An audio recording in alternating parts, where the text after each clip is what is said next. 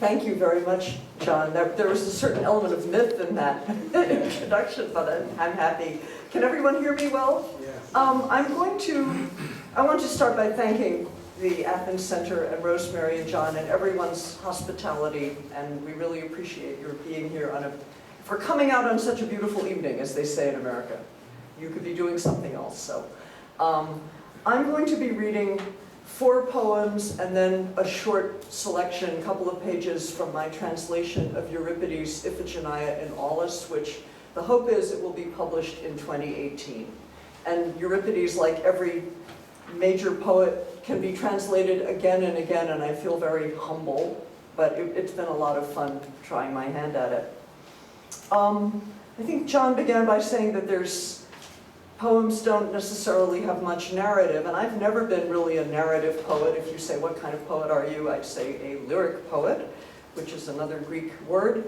But in the times we're living in, my poems have become more politically inflected, and as I was saying to Alicia at lunch today, some of them are even dated. I will say this is from November, this is from December 2016.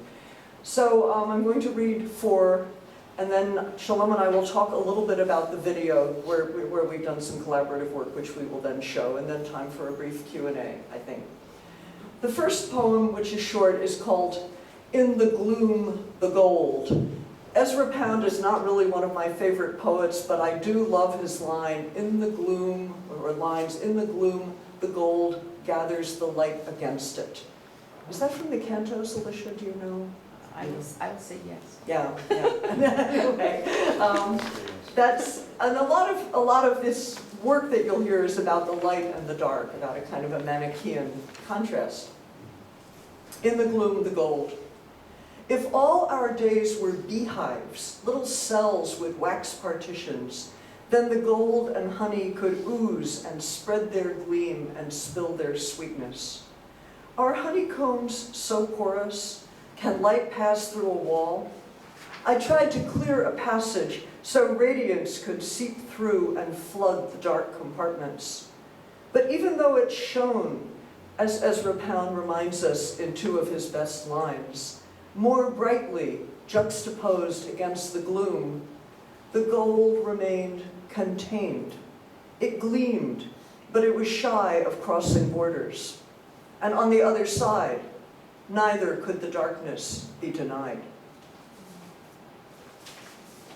The next poem is called A Poultice, and it blends elements of herbal medicine. My son is an herbal practitioner, so I hurt myself and he recommended a poultice.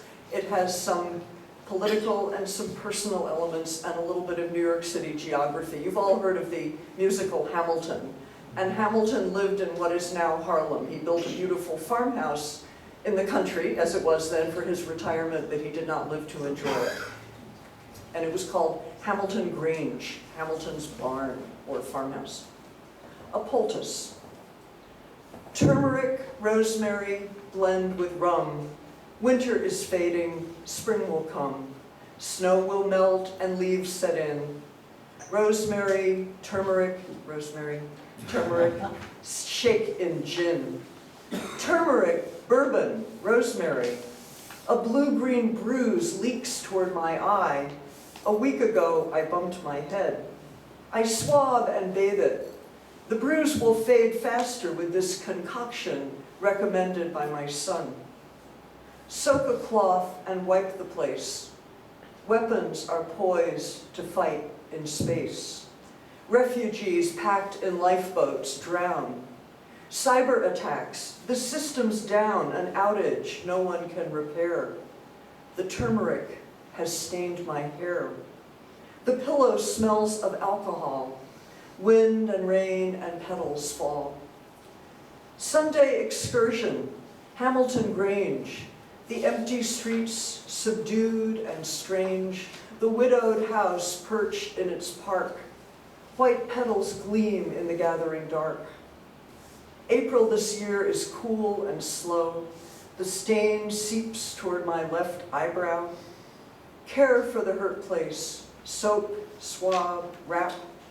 And then, before I take a nap, dab the spot with oil of myrrh.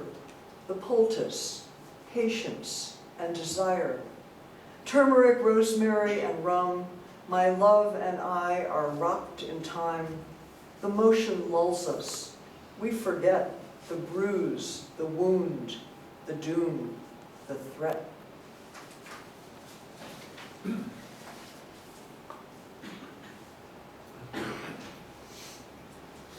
So the next two poems, the last two before Euripides, are in reverse temporal order. This is from December of 2016, and I was at a poetry reading in Greenwich Village in New York where a group of poets were reading, and in those situations I try to take notes and steal the best lines and put them into a poem, a Sento, that I've sort of stitched together.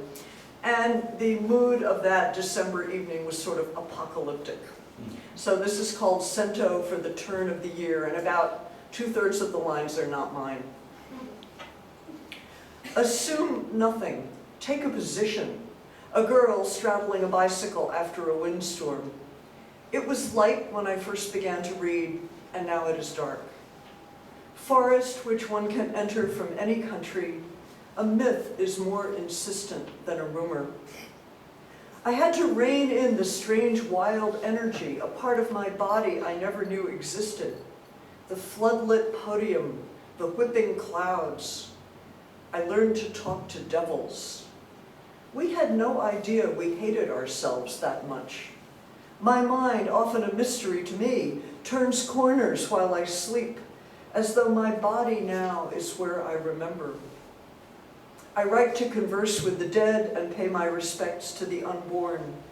The baby is heading down the birth canal, venturing out alone and then to talk. When I was young, my hope was to put the world together. Now, I want to dismantle it and examine it piece by piece and try to match the jagged edges up, allowing room for asymmetry, honoring vicissitude and peril, as if the world were not being perpetually dismantled. The wind howls, the web trembles. Can we find the words to forgive ourselves? The floodlit podium, the chanting crowds. It was light when I first began to write, and now it is getting dark. And the day after the November 8th election, and November 8th was my birthday, I happened to be teaching a graduate course on myth, and I was teaching Euripides' Iphigenia in Aulis, and not saying a whole lot about any parallels, which were really in the mind of the reader or beholder. But one of my students said to me, Iphigenia, Ivanka, Iphigenia. And I thought, well, both names begin with I, and they're both daughters of powerful men. So this is a little meditation, which doesn't really arrive anywhere, dedicated to my student Ariel Yellen, called November 9th, 1916. But the today referred to is really the election day, which was a long day. The dapple of today, hope and fear in play, hour by hour by hour, take turns trumping each other. A student said to me, Iphigenia, Ivanka? A question, no reply. Both names begin with I. The father and the daughter, the marriage and the slaughter, the altar and the wall, the wedding crown and veil, doom or consummation, terminal impatience, a world turned upside down, a rampart built of bone. Where do we draw the line, the limit and the border, the patriarchal order? And who gets to decide, the daughter or the father? The dark king, the young bride? What power steers the crowd, chanting as one for blood? What are the ties that bind? What bonds are tightening the cage in which we move, whose ties are power, love? Who gets to choose the name? November's guttering flame, we see and do not see the dapple of the day as dawn turns to twilight. Every stomach's tight. The yellow leaves of fall, the altar and the wall, the beautiful young daughters, who gets to map their futures? Both names begin with I. Sisters, let us reply. So that is a segue, and I'm going to read from a portion of Iphigenia and Aulis, which Kakoyannis, who made the wonderful film Iphigenia in around 1978, was able to just translate into modern Greek. It's such a wonderful scene of Agamemnon and Menelaus having a brotherly fight, blaming each other for the situation they find themselves in. And what I like about it is they're both right. You know, when you have a fight with someone, say, you always, or you never, and you think, yeah, they're correct. So this is a few pages. I can find it.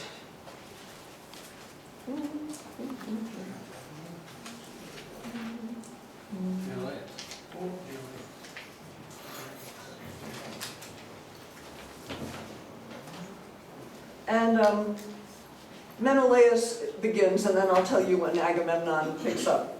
Menelaus is accusing his brother of being a weakling and an opportunist who wanted political power and then wasn't up to the task. Your friends can never tell which side you're on, but let me deconstruct the situation. Stay here, wait, don't storm out. I promise I'll be brief. So, when you were hot to lead the Greeks to Troy, you didn't want to seem to be on fire with ambition, but you know you were. You were available to everyone. Hearty handshakes left and right, office door never shut, interviews granted whether people asked for them or not. You were looking to be visible, raise your profile, go up in every poll. Then when you took command, your heart's desire, your friends found you less friendly than before. You were no longer so accessible. But when he's doing well, exactly then, a good man shouldn't change. On the contrary, he should help those who've shown him loyalty. That's when you first disappointed me. Then, when you got here, commander of the whole fleet, you became what? Nothing. Fate dealt you a stunning blow the day the gods blocked the favoring wind needed to send the Greek fleet toward Troy. So what to do? The Greek army knew, or thought it knew. Abandon the expedition. Forget the whole idea. Don't waste one more day waiting on the hopeless dream of Troy. That spelled the end of your imaginings. No more ships to command, no more soldiers swarming over Priam's land. You turned, do you remember, then to me. What should I do? How do I escape this situation, this hellish corner that I'm painted into? God forbid you understand that you should lose your power and command, honor, glory, fame, your burnished name. Wait, I'm not done. Then what? Then, when the prophet Calchas ordered you to sacrifice your daughter at Artemis's altar so that the ships could sail across the water to Troy, you were relieved. Don't say you were not. Finally, a way out. And promised happily to do just that. Of your own will, you sent for the girl. No one forced you to. It was only you. A marriage to Achilles was the lure you used to bring her here, to cover up the true purpose of the altar where she would meet no bridegroom except slaughter. And now you've changed your mind a second time. You wrote a letter to countermand the order for Iphigenia to come to Aulis to her doom. What could cause such a change? How strange, you do not wish to be your daughter's murderer. But Agamemnon, this is how things are. The sky, the sun, the air, all have heard your word, your solemn promise to sacrifice her. You're caught. There's no way out. No, wait, listen. You're not the only one to fall a victim. This happens to people all the time. They bump up against obstacles, back down, fail. Someone has made a bad decision, there's some local revolution, order gives way to dissolution. As for me, my heart bleeds, not for you, not for our family, but for our country. Greece, poor Greece. We wanted to accomplish something glorious, but the barbarians now will laugh at us, all because of this business with your child. Whether to sack a city or to lead an army, it's not courage that you need, but strategy, wit, brains. Without intelligence, nothing remains. For a man bereft of ingenuity, there's nothing left. And I don't need to read Agamemnon's reply, you can imagine it, but I love the fact that the chorus says, it's a terrible thing when one brother blames the other. So we will end there, and thank you very much. Now we'll talk about the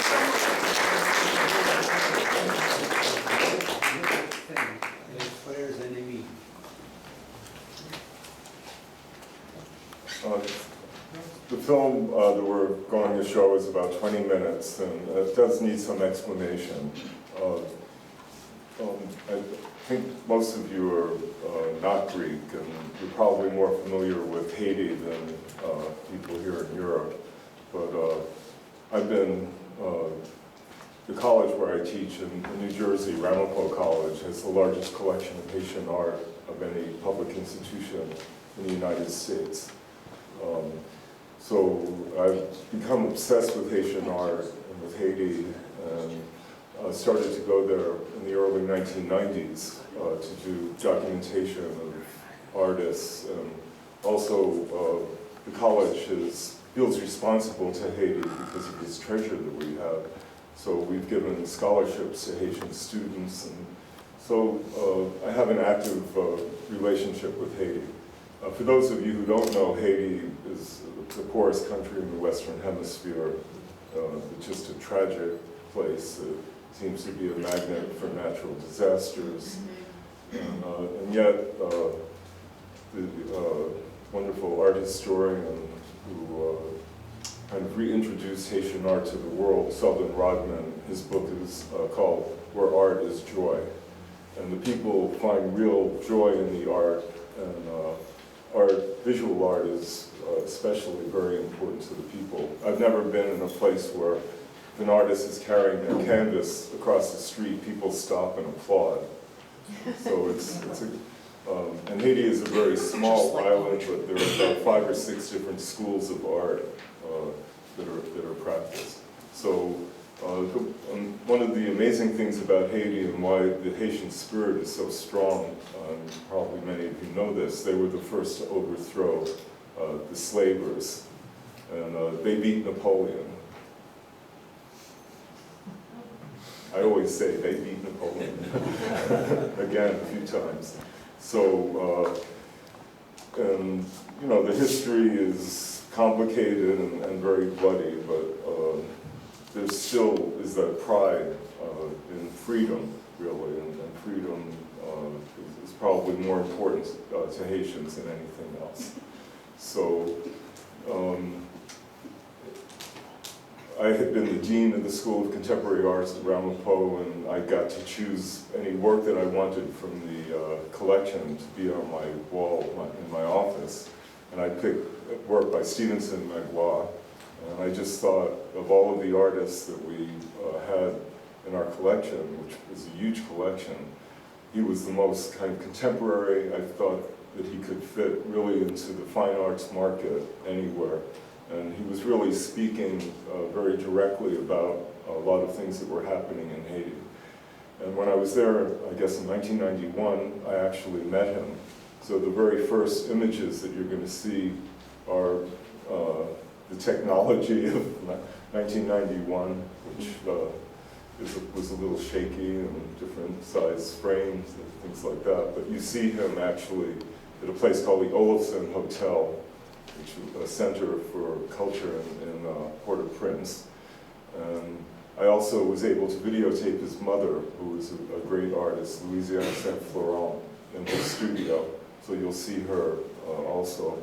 And we were very lucky to meet his sister. And I feel like I have to say this, his sister has a beard, and people don't, even though it says it's his sister, people wonder, is that him? Who is that? But she's also a great artist, and you see her standing also in her studio with her art. So I've been, after I met Stevenson, just a couple of months later, I learned that he'd been assassinated. And when I was there, it was during the time of the coup, where generals had taken over. President Aristide, who was a wonderful priest and trying to help the poor people, was thrown out of Haiti. And so it was a very dangerous time.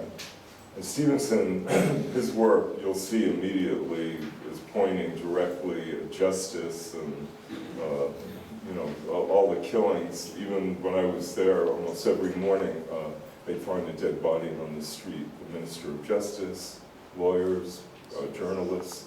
And even though the American invasion, so-called invasion, which was there to restore Aristide, was about to happen, these killings were going on. And Stevenson was probably the last person killed during that period. And but we found when we were there a few years ago that everyone had a different story about how he was killed. So, and why. And why. And you'll see in the film a few of the informants are giving different stories in a very Rashomon-like way. It's kind of interesting. But, and I think that a feature-length movie should be made about Stevenson's life. He had shows in New York. He was very popular in Paris. And and he was only 31 years old when he was killed. So we're trying to capture some of that, but most importantly, and my first connection to him is the art itself, and we had access to a good number of his paintings. So I really, as the editor, I wanted to focus very much just on his work with the narrative and some of the other things happening around it. So I think that's about it. Okay. And a few poems that I wrote. Oh yeah, and then I should just mention this is a collaboration, as you'll see, with a Haitian American friend of ours, Edward Eloy, who was actually there with me in 1991, and Rachel started to get involved in all of this. She also connected to the story, and she wrote a few poems just based on seeing his work. And then we kind of commissioned her to write a few more poems. And Edward and I were finishing the edit, and I said, watch this. And I went down the hall and I asked Rachel to write a poem of what's more important, the art or the artist? And she went like this, and 5 minutes later she had this most amazing poem that gives me chills. So it does show the fusion that's written about in our work. And I think there's opportunities to show it, to diffuse all of this to a larger group of people, to keep Stevenson's memory alive and to share this great artist. Yeah. Okay. So here it is.